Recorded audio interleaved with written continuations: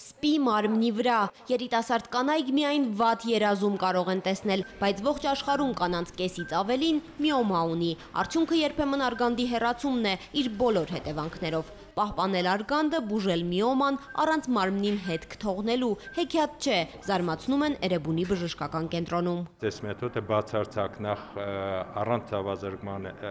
արվում տեղային անզգայացումով եւ ավելի շուտ է ապակինվում եւ ավելի շուտ է դուրս գրում։ Արել են, գիտեն, հիմա էլ գործընկերներին են փորձը փոխանցում, ինչպես ամեն նոր արարություն, ներանոթային բուժման այս եղանակն էլ նախ դիմադրության է հանդիպել, բայց Անդրանիկ Պողոսյանը հույս ունի, որևէ խելոք գինեկոլոգ չի կարող դեմ լինել օրգանը պահպանող մեթոդի կիրառմանը։ Կան բազմաթիվ պացիենտներ, որոնք բացի ուրեմն արգանդի միոմայի խնդրից ունեն նաև հարակից ծանր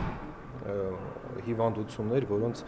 անեստեզիան եւ բաց վիրահատություն ուղղակի հակացուցված է, մենք նաեւ այս մեթոդով կարողանում ենք օգնություն ցուցաբերել։ Արսեն Ծատուրյանը հանրապետությունում դեռ միակն է, որը նման միջամտություն է անում։ Դիմողները շատ չեն, հասցնում է։ Մասնագետների պոտենցիալ կա, միայն կարճ վերապատրաստում է պետք։ Գործընկերների հետ Էրեբունի բժշկական կենտրոնի մասնագետների մտքերի փոխանակումը օրինակ արդյունավետ էր։ Մյուս գինեկոլոգներն էլ տպավորված են։ Մեծ հեղափոխություն է բժշկության ասպարեզում, որտեղ գիտեք ինչ ոչ միշտ է ստացվում պահել այդ օրգանը։ Ներսով բարակ գործիքով ռենտգեն կոնտրաստով են արգանդային զարկերակների էմբոլիզացիա անում, գրեթե առանց ստրեսի ու վնասվածքի, խոստանում են անվտանգ պտուղ ու լիարժեք մանկություն։